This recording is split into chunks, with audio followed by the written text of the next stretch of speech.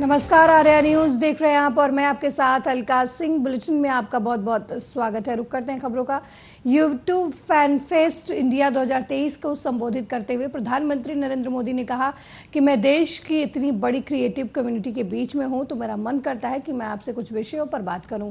ये विषय ऐसे हैं जो जन आंदोलन से जुड़े हुए हैं। देश की जनता की शक्ति इनकी सफलता का आधार है। जब मैं देश की इतनी बड़ी क्रिएटिव कम्युनिटी के बीच में हूं तो मेरा मन करता है कि मैं आपसे कुछ विषयों पर बात करूं। ये विषय ऐसे हैं जो मास मूवमेंट से जुड़े हुए हैं। देश की जनता की शक्ति इनकी सफलता का आधार है। पहला विषय है स्वच्छता। पिछले 9 सालों में स्वच्छ भारत एक बड़ा अभियान बना। सभी ने अपना योगदान दिया। बच्चों ने इसमें एक इमोशनल पावर ला दी। सेलिब्रिटीज ने इसको ऊंचाई दी। जन जन ने इसको भारत के कोने कोने में एक मिशन बना दिया। और आप यूट्यूबर्स ने क्लीनलीनेस को और कूल बना दिया। डिजिटल पेमेंट्स, यूपीआई की सफलता के कारण भारत आज दुनिया की डिजिटल पेमेंट्स में 46% हिस्सेदारी रखता है। आप देश के ज्यादा से ज्यादा लोगों को डिजिटल पेमेंट के लिए प्रेरित करें। अपने वीडियोज के माध्यम से आसान भाषा में उन्हें डिजिटल पेमेंट करना सिखाएं। और एक विषय है वोकल फॉर लोकल। हमारे देश में स्थानीय स्तर पर, लोकल लेवल पर इतने सारे प्रोडक्ट बनते हैं।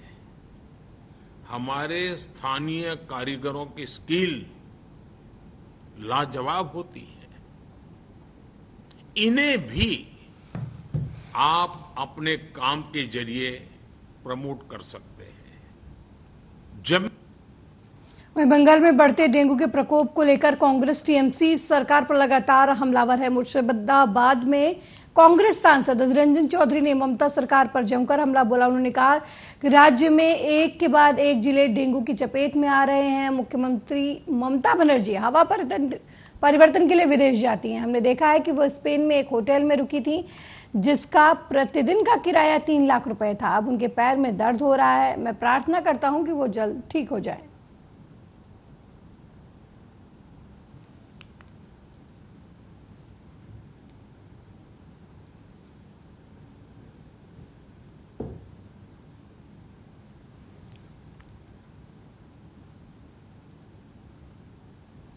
तीन लाखिया इसके चलते आज सारे बंगाल में डेंगू आज हाहाकार मचा रहे हैं। डेंगू की चपेट में एक के बाद एक जिले डेंगू की चपेट में आ रहे हैं और हाहाकार की एक हालत पैदा हो चुके हैं सारे बंगाल में। मुख्यमंत्री बार-बार विदेश जा रही है और यहाँ पे कल कारखाना बंद रहे। मुख्यमंत्री विदेश जा रहे हैं, ऐसी के लिए जाने होते हैं। कभी कभी हवा परिवर्तन की जरूरत होता है तंदुरुस्ती के लिए। ये हवा परिवर्तन की ये एक मतलब सिलसिला है। 3 लाखिया होटल में ठहरते रहते मुख्यमंत्री को देखा हमने।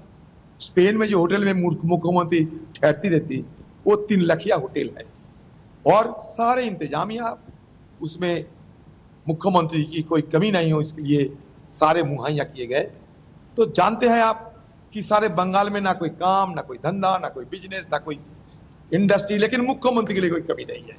सिर्फ मुख्यमंत्री नहीं, उनकी परिवार समेत और कुछ प्रमोटरों ने मिलके हमारे सरकार की खजाना को बेजा इस्तेमाल करते हुए हमें इंडस्ट्री लाना है, ये एक झांसा देने की चलते सारे भ्रमण कर चुके हैं और वह मस्ती मौज करने के बाद वो आ गई है। अभी पैर में दर्द भी हो रहे हैं। मैं भगवान से प्रार्थना करते पैर की दर्द जल्द से जल्द ठीक हो जाए। इसके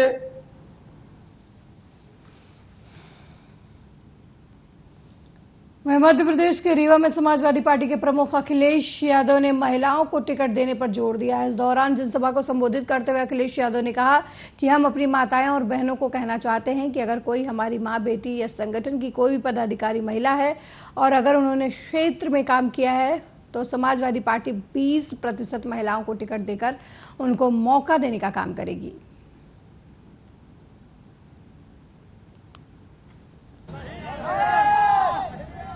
अभी लोकसभा में तस्वीर दिखाई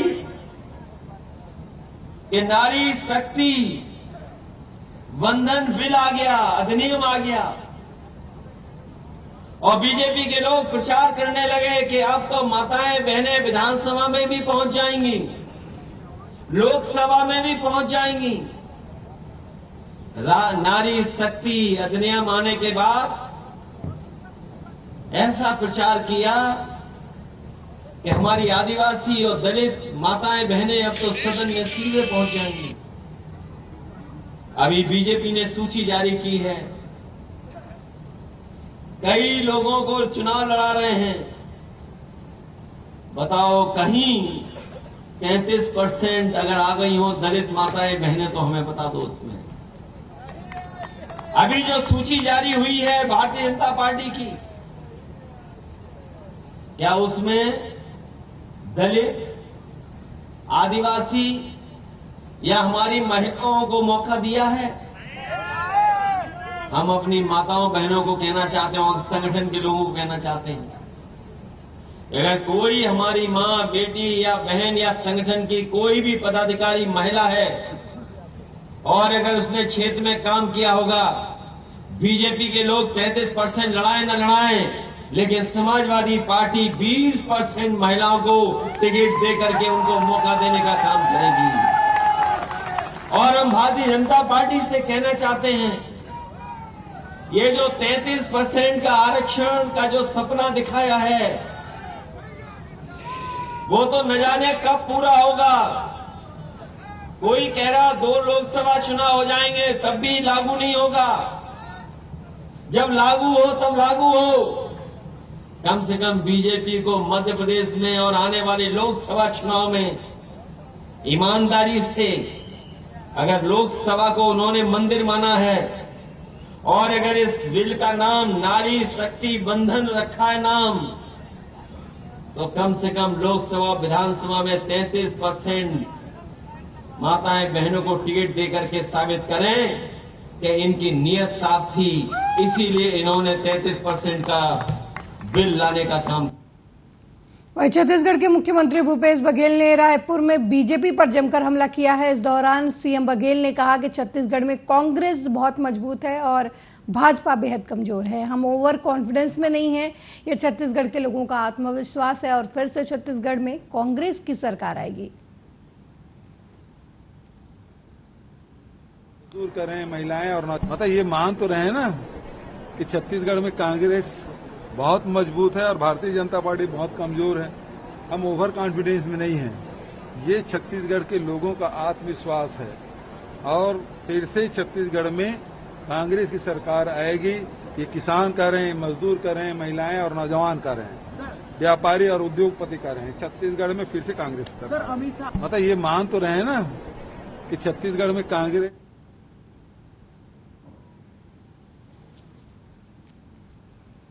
वहीं कोलकाता में पश्चिम बंगाल सरकार में ग्रुप डी की नौकरी के इच्छुक उम्मीदवारों द्वारा 400 दिन पूरा होने पर नौकरियों की मांग को लेकर रैली निकाले जाने पर पश्चिम बंगाल विधानसभा में विपक्ष के नेता शुभेंदु अधिकारी ने कहा कि ये लोग पीड़ित हैं और उनकी मांगें सही हैं। ममता बनर्जी की सरकार उन्हें नौकरी नहीं दे रही है, इसलिए इस मांग का समर्थन करने के लिए मैं बंगाल विधानसभा के विपक्षी नेता के रूप में विरोध मार्च कर रहा हूं। ये विरोध चलता रहेगा और कानूनी लड़ाई भी चलती रहेगी।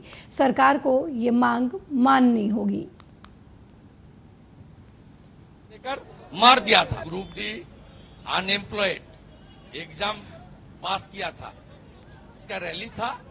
हम लोग नेता प्रतिपक्ष के नाते हम लोग सरकार की द्वारा जो टॉर्चर हो रहा है सब मोर्चे में हम लोग आए। ये नया बात नहीं है। रामपुरहाट का बगडुई का आदमी बीजेपी को वोट नहीं दिया, लेकिन हादसा हुआ बीजेपी चीफ मिनिस्टर को जाने की पहले हम लोग 50-55 बीजेपी एमएलए गया। हम लोग झालदा में कांग्रेस काउंसिलर को टीएमसी का गुंडा ने सुपारी किलर देकर मार दिया था। वो कांग्रेस का नेता है। हमारी लोकल एमपी एमएलए हम सब लोग मिलकर उनका घर गया। आमडंगा का एरिया आईएसएफ का पंचायत है, वो हम लोग का विचारधारा का पार्टी नहीं है। हम लोग पहले आमडंगा में गया। ये लोग पीड़ित है, ये लोग का जो मांग है सही मांग है, और ममता जी का सरकार ये लोग को नौकरी नहीं दे रहा है।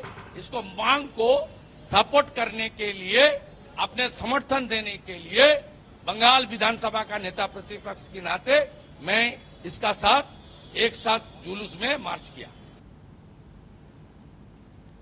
वहीं जम्मू कश्मीर के डीजीपी दिलबाग सिंह का उग्रवाद को लेकर बयान सामने आया है। उन्होंने कहा कि पंजाब का उग्रवाद जब चल रहा था तब जम्मू कश्मीर में भी कुछ इलाके इससे प्रभावित हुए थे। पंजाब का उग्रवाद समाप्त हुआ और कश्मीर का उग्रवाद शुरू हो गया। दोनों जगह उग्रवाद की मां एक ही है और वो है मां पाकिस्तान। पाकिस्तान की एजेंसी उग्रवाद को चलाती है। हम दोनों तरफ ध्यान रख रहे हैं। पंजाब के उग्रवाद का कोई असर यहाँ नजर नहीं आता है। वो पंजाब की मिलिटेंसी जब चल रही थी तो उस मिलिटेंसी के दौरान जम्मू कश्मीर के कुछ इलाके पंजाब की मिलिटेंसी के साथ भी प्रभावित हुए थे, अफेक्टेड थे। पंजाब की मिलिटेंसी खत्म हुई, कश्मीर की मिलिटेंसी उसके साथ ही शुरू हुई, बल्कि उसके साथ साथ ही शुरू हो गई। और दोनों जगह मिलिटेंसी की मां एक है। चोर दो हैं मगर दोनों चोरों की मां एक है। दहशतगर्द दो जगह पे, तो दोनों की मां एक है और वो मां पाकिस्तान है। और पाकिस्तान की एजेंसियां जो उस मिलिटेंसी को चलाती हैं, हम लोग दोनों तरफ ख्याल रख रहे हैं। पंजाब की मिलिटेंसी का जहां पर कोई खासा असर किस तरह का नजर नहीं आता है, जहां की मिलिटेंसी का असर लगभग खत्म हो चुका है, बची खुशी मिलिटेंसी का पीछे चढ़ के सफाया करने की कार्रवाई होकर चल रही है। और मुझे उम्मीद है कि आने वाले टाइम में वक्त और अच्छा होगा। गंदों के लोग, डोडा के लोग, किश्तवाड़ के लोग और पूरी यूपी के लोग जो हैं वो फिर से एक अच्छे अमन के माहौल में अपनी जिंदगी को बसर कर सकेंगे। मेरी ये दुआ भी है और हमारी सबकी ये कोशिश भी है। वहीं छत्तीसगढ़ के बस्तर में दशहरा उत्सव की 600 साल पुरानी परंपरा निभाई गई। ये पर्व 107 दिनों तक मनाया जाएगा। इस दौरान बस्तर जिले के जगदलपुर शहर में बस्तर की आराध्य देवी मां दंतेश्वरी के मंदिर के निकट डेरी गड़ाई की रस्में निभाई गई।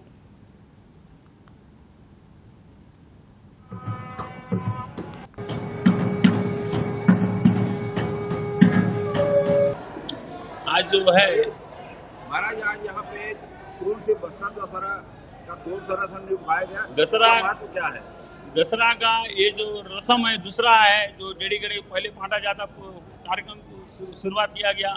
उसके बाद दूसरा जो रस्म है डेढ़ी गड़ी का पूजा किया जाता है। यहाँ से जो है रथ बनाने का जो कार्यक्रम है शुरू किया जाएगा। और जो गांव जो लकड़ी लाते थे पहले और लाके जमा करते, उसके बाद जो रथ बनाने का जो कार्यक्रम है शुरुआत किया। डेढ़ी गड़ी देवी के रूप में उसको पूजा किया जाता था।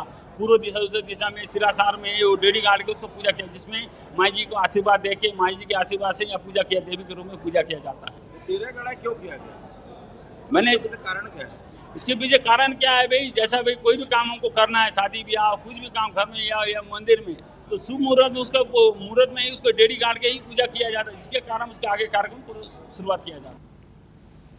वहीं छत्तीसगढ़ के रायपुर में बीजेपी सांसद मनोज तिवारी ने विपक्ष पर जमकर हमला किया। इस दौरान उन्होंने कहा कि सांसद अगर विधानसभा का चुनाव लड़ रहे हैं तो हम उसे बहुत गंभीरता से ले रहे हैं।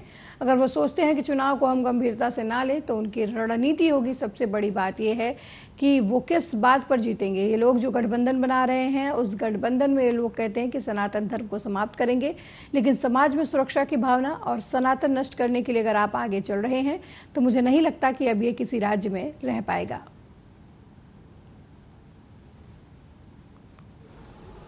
अगर ये वो मध्य प्रदेश में जो लिस्ट जारी हुई है उससे लेकर भूपेश बघेल का कहना है कि मध्य प्रदेश में कांग्रेस जीत रही है, बात कर रही है। सांसदों को जो टिकट को बढ़ावा दे रहे हैं और छत्तीसगढ़ को भी लेकर कहा है कि छत्तीसगढ़ में भी शायद इनके पास चेहरे नहीं है, इसलिए सांसदों को अब विधायक चुनाव लड़ाने की तैयारी में। तो सांसद के लोग अगर विधानसभा का चुनाव लड़ रहे हैं तो ये तो हम उसको बहुत गंभीरता से ले रहे हैं। अगर ये वो सोचते हैं कि चुनाव को हम गंभीरता से ना लें तो ये उनकी स्ट्रेटजी होगी। और सबसे बड़ी बात है कि किस बात पे जीतेंगे। ये लोग जो गठबंधन बना रहे हैं उस गठबंधन में कहते हैं हम सनातन धर्म को समाप्त करेंगे। तो कौन सनातन धर्म को, अब तो ये लड़ाई ऐसी है कि भाई सुशासन में तो कहीं भी ये भारतीय जनता पार्टी या एनडीए से आगे नहीं है, लेकिन जो समाज में जो सुरक्षा की भावना और सनातन नष्ट करने के लिए अगर आप आगे चल रहे हैं तो मुझे नहीं लगता है कि अब किसी राज्य में ये लोग रह पाएंगे। 75+ की बात कर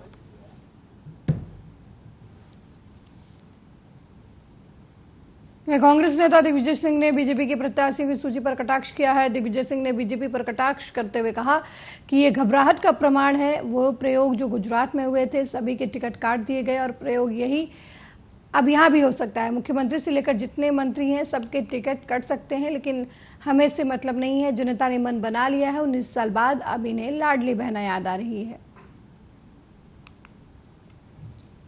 वो घबराहट का प्रमाण है, एक सूचक है कि मोदी जी घबराए हुए हैं, अमित शाह जी घबराए हुए हैं।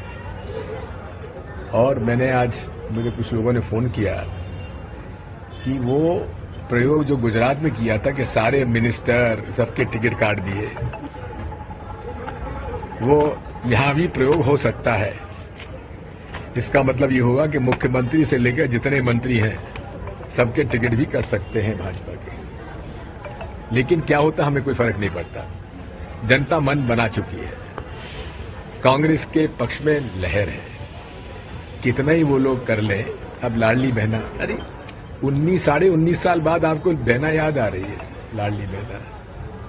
तब तो क्या करते रहे, लाडली बहना के पतियों के, बच्चों के, वो जब बिजली के बिल की वसूली में लोगों की कुड़की की, तब मामा जी को अपनी भांजियों पर दया नहीं आई, अपनी बहनों के जीजा जी पर दया नहीं आई, उनको जेल भेज दिया। ये फर्जी जो है ना, मैं तुम्हारा मामा, मैं तुम्हारा भैया, ये सब नाटक नौटंकी है। इन्होंने न भाई की मदद की न बहना के। घबरा। मेरे साथ इस बुलेटिन में फिलहाल इतना ही। देश दुनिया की तमाम खबरों को देखने के लिए देखते रहिए आर्या न्यूज। नमस्कार।